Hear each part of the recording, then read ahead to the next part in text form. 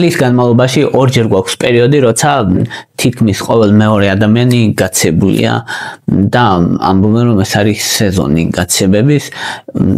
ხდება ძირითადად სექტემბრიდან ნოემბრამდე შემოდგომაზე და მეორე არის მარტიდან აპრილის ჩათვლით გაზაფხულზე ეს ორი პიკი.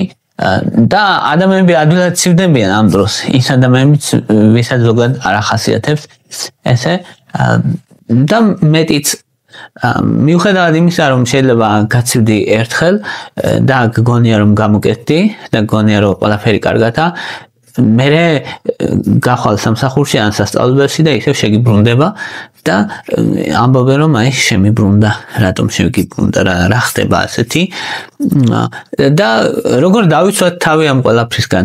აი ამაზე ვისაუბრებთ დღეს. პირველ რიგში უნდა ვთქვათ, რატომ გვაქვს ესე რომ შემოდგომაზე და გაზაფხულზე გვაქვს ორი მნიშვნელოვანი პიკი გაცებების და ვირუსების. იმიტომ რომ ერთი არის ჰაერი ცივდება და შრება გაზაფხულზე და შემოდგომაზე ცივდება და შრება და გაზაფხულზე თბილდება და შრება და ეს გამოშრობა მნიშვნელოვნად აზიანებს ჩვენს ცხვირს და ცხვრის ლორწოვანს და აქედან ცხვირიდან ხდება ძირითადად ვირუსების შეჭრა.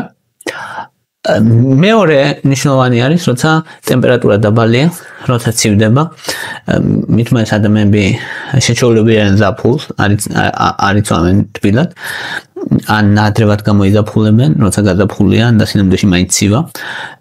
და როცა ორგანიზმში ტემპერატურა ეცემა, ვირუსები უკეთესად მრავლდება. რადგან სიცივის დროს სისხლძარღვები ვიწროვდება და იმუნური უჯრედები საკმარის რაოდენობით ვერ მიდის ცხვირის და პირის და ხახის მიდამოში. ასევე ის ვირუსები, რომელიც გაციებას ყველაზე კარგად მრავლდება დაახლოებით 33-35 გრადუს ტემპერატურაზე და ეს ის ტემპერატურა, რომელიც ჩვენ გვაქვს ცხვირში სიცივეების დროს. ამიტომ არის რომ სიცივეს ძალიან დიდი მნიშვნელობა აქვს და ამიტომ არის რომ სითბოს და ტენიანობასაც დიდი მნიშვნელობა აქვს. ნაკლებად ვრცელდება ესეთი ვირუსები. ამ ვირუსებს შორის არის განსხვავება. ჩვენ შეიძლება გგონია რომ ეს ყველა არის ერთნაირი, მაგრამ ასე არ არის სინამდვილეში. 200-ზე მეტ განსხვავებულ ვირუსს შეუძლია გამოიწვიოს გაციება. ამიტომ არის რომ არ გვაქვს ვაქცინა, რომ ერთი ვაქცინა დაიცავდეს თქვათ გაციებისგან, ასეთი არ არის, რადგან ძალიან ბევრი ვირუსია და მათ კიდე აქვთ თავისნაირი სახეობები და ჯამში ძალიან დიდი რაოდენობა, ამიტომ ძნელია მათთან ბრძოლა. მეორეს მხრივ გვაქვს გრიპი. გრიპის ქვია იგივე ინფლუენზა, რომელიც ესეც ვირუსია, ანუ ის გაცების ვირუსები არიან, გრიპიც ვირუსია, მაგრამ გრიპი და გაცება სხვა რამეებია. ორივეს იწვევს ვირუსი, მაგრამ სინამდვილეში სხვანაირად უგრძნობთ თავს. ეგ არის მნიშვნელოვანი. გაცებას იწვევს ძირითადად რინოვირუსები, კორონავირუსები, ადენოვირუსები, პარაინფლუენზა ვირუსები, ენტეროვირუსები. ეს არის გაცება და კიდე ძალიან ბევრია. და მათი ტიპები კიდე. და ესენი არიან 200-ზე მეტი. და აქეთ მხარეს დგას გრიპის ვირუსი, ინფლუენზა A და ინფლუენზა B, როგორც წესი. ახლა რა განსხვავებაა? რატო ვასხვავებთ საერთოდ გაცებას და გრიპს? ხო შეიძლება ერთნაირები არიან, ორივეზე ცუდად გრძნობ თავს და არა, არის განსხვავება მაგათ შორის. გაცების დროს ადამიანს აქვს ზედა სასუნთქი გზების სიმპტომები. აი უხეშად რომ ვთქვათ, დაახლოებით აი აქ გავალოთ ყელთან ხაზი და მის ზევით სიმპტომები, ანუ ადამიანს გეაო ტელი, ცხვირიდან ჩამოდის, ცხვირხანს მიდამოში ძალიან ცუდი შეგრძნება აქვს, რაღაც შეშუპების ტკივილის და ასე. ცხვირიდან ჩამოდის ბევრი, თვალებიდან შეიძლება შეშუპებული თქონდეს, ეწონდეს და ასე. ეს არის გაცება, ეს გაცების კლასიკური ნიშნებია და მეორეს მხრივ გრიპის ვირუსი აი ყელიდან ქვევით. ანუ ფილტვები, ბრონქები ამას უტევს. ამიტომ არის რომ გრიპი უფრო საშიშია, გაცება უფრო მარტივია. მიუხედავად იმისა, მადლობა რომ დაინტერესდი. ამ ვიდეოს ვქნი უკვე 8 წელზე მეტია კვლევებზე დაფუძნებული მაღალი ხარისხის სამედიცინო ინფორმაციით. არხზე დღეს 1700-ზე მეტი ვიდეოა. თუ აქ მიღებული ცოდნა გეხმარება და გაქვს საშუალება, მხარი დაუჭირე არხს დონაციით. შენი მხარდაჭერით მეტ ადამიანს დაეხმარები იცხოვროს უკეთესი ჯანმრთელობით. გაცებით რომ ადამიანი შეიძლება თავს გრძნობს ძალიან ცუდად, საზეწრად, საშინლად, მაინც ბევრად უფრო ნაკლებად საშიშია, ბევრად უფრო ნაკლებად საყურადღებოა ვიდრე გრიპი. იმიტომ რომ გრიპის დროს ადამიანს რა აქვს გრიპის დროს? მაღალი ცხელება, სიცხე აქვს. სიცხე ადის 38.5-ზე ზევით. აი ეს არის ძალიან მნიშვნელოვანი სიცხე, მაღალი სიცხე, სხეული ტკივა და ძალიან ძლიერი დაღლილობის გრძნობა აქვს ადამიანს. კუნთების ტკივილი, თავის ტკივილი და მშრალი ხველა. და ეს ხველა შეიძლება იყოს ძალიან ძლიერი. ეს მიუთითებს რომ ვირუსი ბრონქებს დაესხა თავს და მკვეთრეთი ძალიან ძლიერი ხველა. მეორეს მხრივ გაცება ვითარდება ნელ-ნელა გრძნობს თავს ცუდა, ცირდები გავცივდი ესე რა, ანუ 1-2 დღე შეიძლება მეტიც დაჭირდეს. მაშინ როცა გრიპი არის ერთბაშად, აი დილით კარგად ვიყავი და საღამოს სიცხე მომცა საშინელი და ცუდა თუ არა და ძალიან ვეღარ ვინძრევი. ეგ არის გრიპი. მაღალი ცხელება, აი ეს შემცირების გრძნობა, სხეულის ტკივილი, გამოფიტვის შეგრძნება, ეს გრიპია. და თუ ადამიანს აქვს ცხვირიდან ჩამონადენი ცემინება, ყელის ტკივილი, არ აქვს სიცხე, ეს თითქმის ყოველთვის არის გაცება, მაგრამ ერთი მთავარი წესი აქვს ორივეს, რომ ეს ორივე არის ვირუსული ინფექციები და მათზე არ მოქმედებს ანტიბიოტიკები, სამაგიეროდ მათზე მოქმედებს ძალიან კარგად დასვენება, სითხეების მიღება და ლორწოვანის დაცვა. ლორწოვანის დაცვა ძალიან მნიშვნელოვანი საკითხია, რადგან ეს ვირუსები ძირითადად ლორწოვანს აზიანებენ. ხო, ლორწოვანში რას ვქნის? ლორწო პირდაპირ რაც გესმის, საიდან მოგდის ლორწო? საიდანაც მოგდის? ცხვირიდან პირიდან, ხო? ანუ ნერწყვით გეგონება ლორწო არისო, ცხვირიდან ჩამოგდის გეგონება ლორწო არისო, ხო? აი ეს არის ლორწოვანი გარსები ჩვენი. ხო, ქვევითაც გვაქვს, მაგრამ ეხა მაგას არ ვეხებით ამ შემთხვევაში, ვეხებით პირის ხრუს, ცხვირის ხრუს ამ შემთხვევაში. გაცება დაახლოებით გრძელდება 7-10 დღე და გრიპი გრძელდება 2 კვირა. დაღლილობა შეიძლება კიდე 1 კვირის განმავლობაში გაგრძელდეს, მას შემდეგ რაც სიცხეები დამთავრდება. ანუ გრიპის სიმპტომები ჯამში შეიძლება სადღაც 3 კვირა გაგრძელდეს თავის ყველაფრიანად, ხველა კიდე უფრო დიდხანს შეიძლება დარჩეს. და ჩვენ თქვით, რომ მთავარი არის დავიცვათ ლორწოვანი და რას გულისხმობთ დავიცვათ ლორწოვანი, უნდა დავიცვათ ცხვირი, ყელი, სასუნთქი გზები. ძალიან მნიშვნელოვანია ეს. ხო, რადგან პირველი ეს ვირუსები აქ ესხმიან თავს, მთავარი სამედნე ვირუსების არის ეს, ამიტომ უნდა შევინარჩუნოთ სუფთად, ტენიანად და კარგად გამოკვებილი. ამისთვის ყველაზე კარგი საშუალება არის წყლის საკმარის რაოდენობით დალევა, ცხელი ჩაი, ლიმონიანი ჩაი, თაფლიც ასევე გარს ეკვრის ხახის მინდამოში გარს ეკვრის ლორწოვანს, თხელ გარს ქმნის და იცავს ლორწოვანს, ასევე ვირუსების საწინააღმდეგო მოქმედება აქვს თავისი როლი, ასევე ხველის საწინააღმდეგო მოქმედება აქვს და სუპები მნიშვნელოვანია. სითბოში ყოფნა ასევე მნიშვნელოვანია, რადგან სიცივეში კარგად მრავლდებიან ეს ბაქტერიები. და სითბოში უკეთესად ფუნქციონირებს თან ის ლორწოვანის ის უჯრედები, რომელიც გამოდენის რეალურად ამ ვირუსებს და ვირუსების ნაწილაკებს.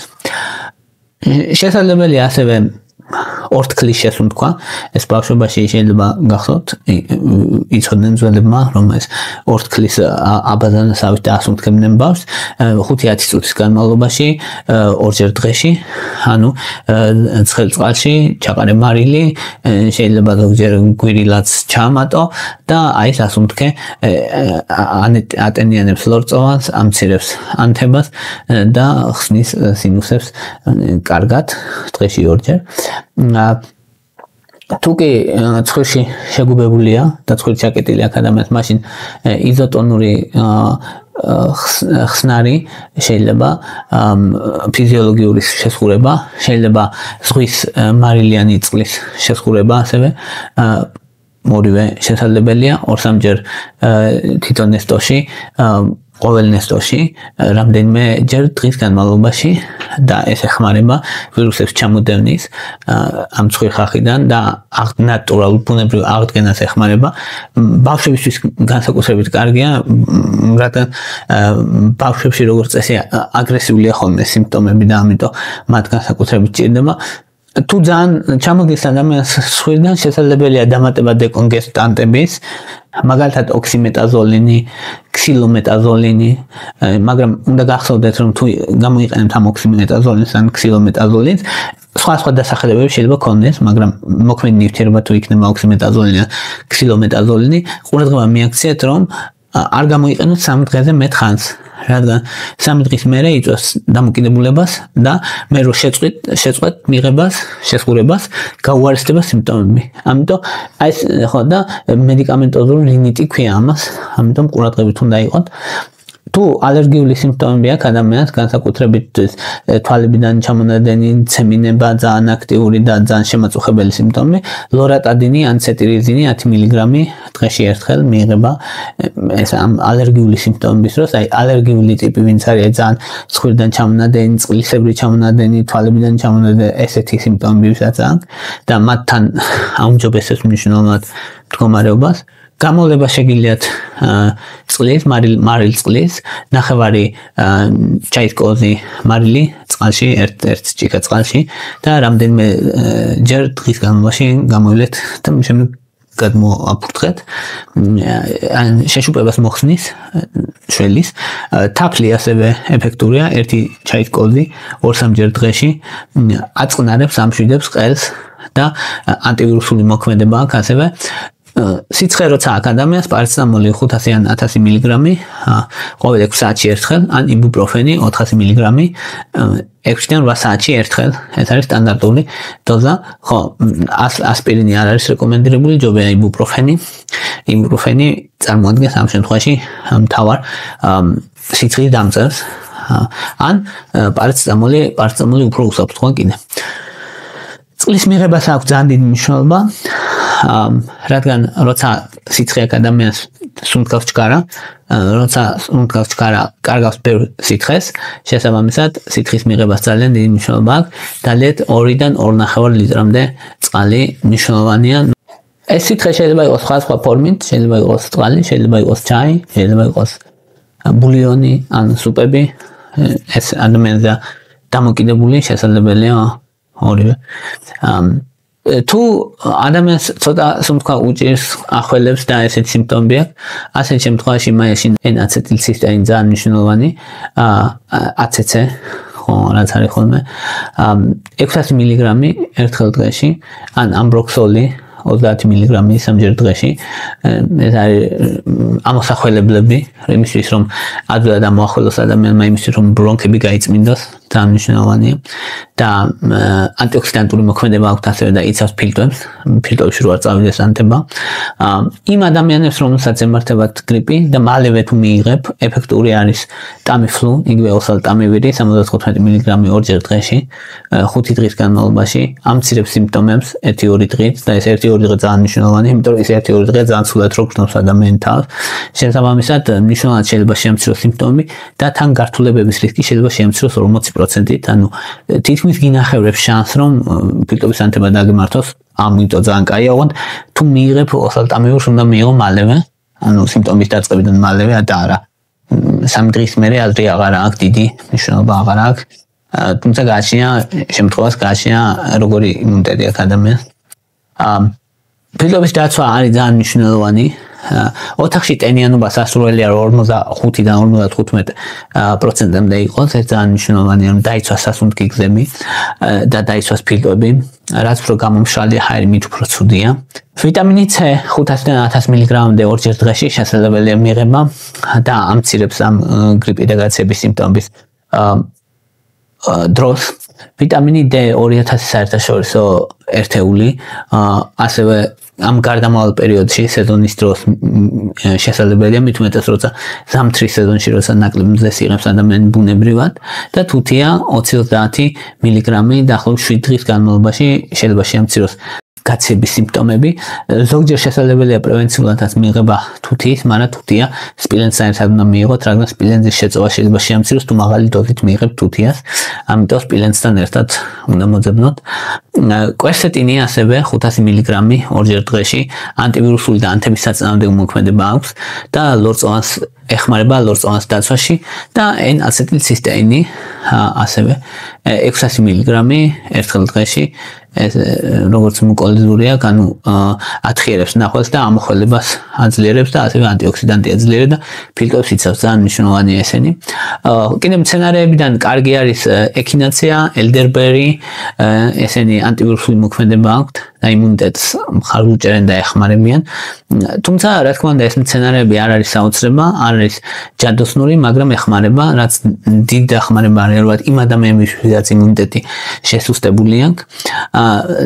და ახლა არის მეორე მნიშვნელოვანი საკითხი, როცა ადამიანი ფიქრობს, რომ აი მე უკვე კარგად ვარ და რამდენიმე დღეში ისევ შეუბრუნდება, ეგ არის მთავარი კითხვა, რომ რატომ მიბრუნდება ისევ ეს გაცება, მაშინ როცა მე მართლა მეგონა რომ გამოვკეთდი და გამომჯამრთელდი, მაგრამ მაინც ბრუნდება სიმპტომები, ხვალა, ცხვირიდან ჩამონადენი, დაღლილობა და ადამიანი თავს გზნობს ცუდად, ფრუსტრირებულია, თან გონია რომ იყო კარგად, წავიდა სამსახურში და ისევ გახდა ცუდად.